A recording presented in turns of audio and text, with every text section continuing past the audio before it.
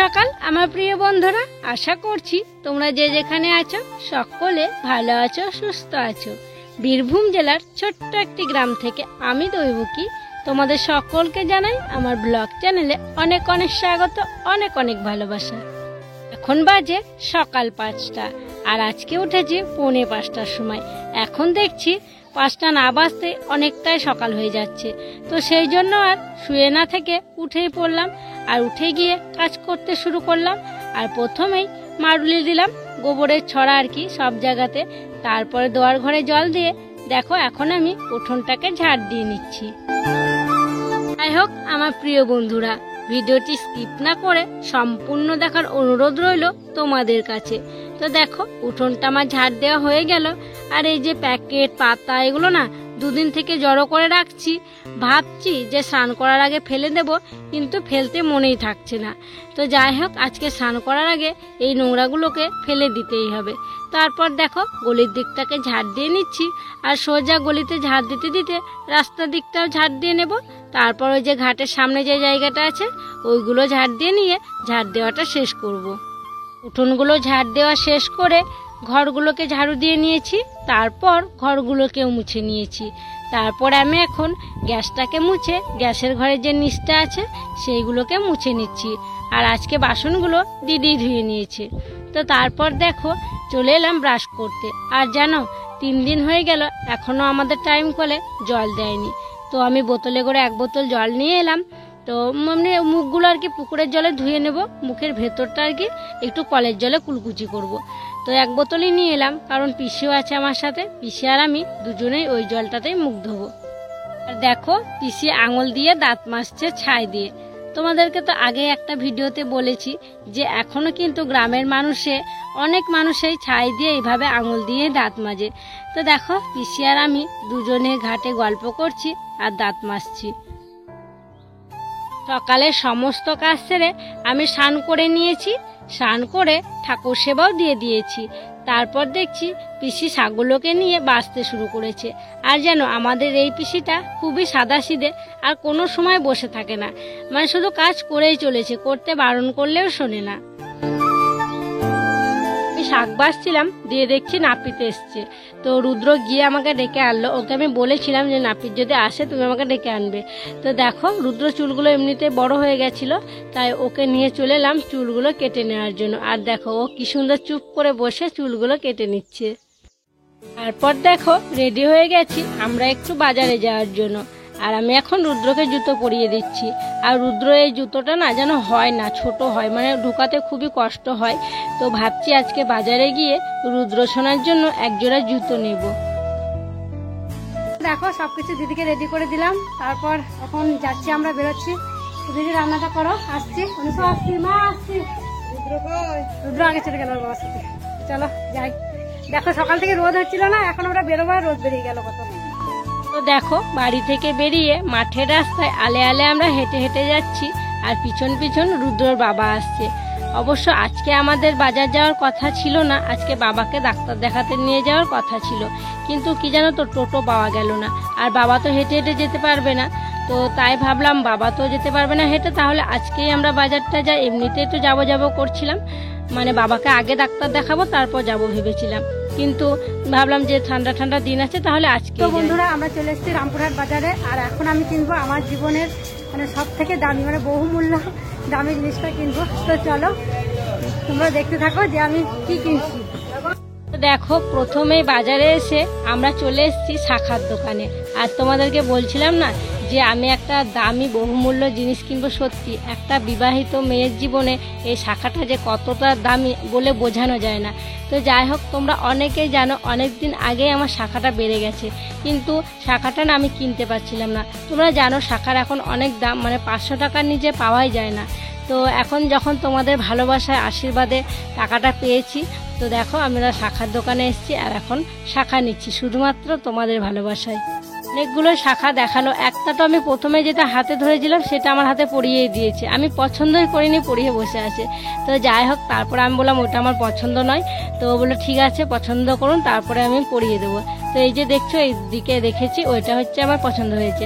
আর খুব একটা মোটা শাঁখা আমার পছন্দ নয়, মানে পাতলা হাত তো সেই জন্য হাতের মাপের আর কি পরতে পছন্দ করি, তো সেই জন্য পাতলা পাতলাই পরছি। আর খুব একটা দামেও পড়লাম না, কারণ বুঝতেই পারছো বাড়িতে তো সেই গোবর মাটি নিয়েই কাজ, আর কত কাজ করতে হয়, সার্পে কাচতে হয়, বেড়ে যাওয়ার ভয় থাকে, তো সেই জন্য বেশি দাম দিয়ে কিনলাম না, অল্পর মধ্যেই কিনলাম। যাই হোক, তোমাদের ভালোবাসায় শাখাটা আজকে পড়তে পারলাম। অনেকেই আমাকে জিজ্ঞাসা করছিল কেন শাখা পরনি, তো আমি বলতে পারছিলাম না, একটা প্লাস্টিকের আর কি শাখা সাদা পলাগুলো হয় সেগুলোই পরেছিলাম। তো যাই হোক, দেখো শাখাটা পরে নিলাম। এবার কিছু জিনিস কেনার আছে, সেগুলো কিনে নিই, তারপর চলো দেখা হচ্ছে তোমাদের সাথে।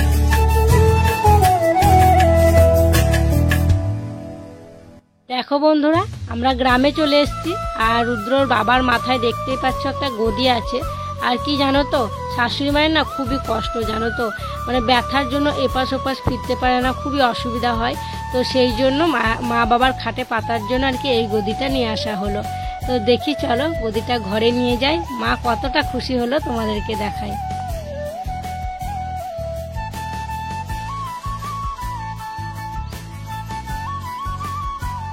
বাড়িতে এসেই খাওয়া দাওয়া করে নিয়েছি, আর খিদেও পেয়েছিল খুব। তো দেখো খাওয়া দাওয়ার পর খাটে লাগানো হচ্ছে গদিটাকে, কিন্তু দেখো খাটটা মানে ছোট হয়ে গেছে আর গদিটা বড় হয়ে গেছে। কি জানো তো, এই খাটের মাপে না গদি পেলাম না, তো ওনারা বললো দোকানে যে হয়ে যাবে এই মাপটা, আমরা একটা মাপ নিয়ে গেছিলাম। তো কি আর করা যাবে বলো তো, এবার মাপে তো হচ্ছে না। আর কি জানো তো, এই খাটটা না বাড়িতে বানানো হয়েছিল, মানে মাপ সেরকম অতটা মাপা হয়নি, কিন্তু এই খাটের মাপে এখন গদি পাওয়াই যাচ্ছে না। ওই খাটটায় তো হলো না, তো দেখো পাশের ঘরে নিয়ে আসা হলো। এই ঘরে তো একটা চৌকি আছে, চৌকিতে রাখা হলো। চৌকিটাতে হবে না, দেখো বড় হচ্ছে, মানে বেরিয়ে চলে আসছে। তো মায়েদের জন্য নিয়ে আসা তো, তো দেখো প্রথমে মাকে শোয়ানো হলো, আর দেখো মা কতটা খুশি।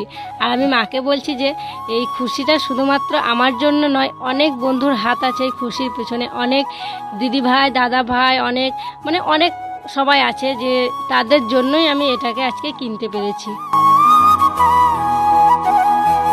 তোমাদেরকে তো বলেছিলাম যে আরও কিছু জিনিস কিনবো, তো সেগুলোকেই তোমাদেরকে এখন দেখাবো যে কি কি কিনেছি। শাখা কিনে যখন বেরিয়ে আসছিলাম, তার পাশে দেখছিলাম মানে বাজারে বিক্রি হচ্ছিল আম আর তেঁতুল, আর ওখানে ওগুলো খুব কম দামে পাওয়া যাচ্ছিল বলে নিয়ে নিয়েছি। আর তোমরা তো জানোই টক খেতে আমি কতটা ভালোবাসি।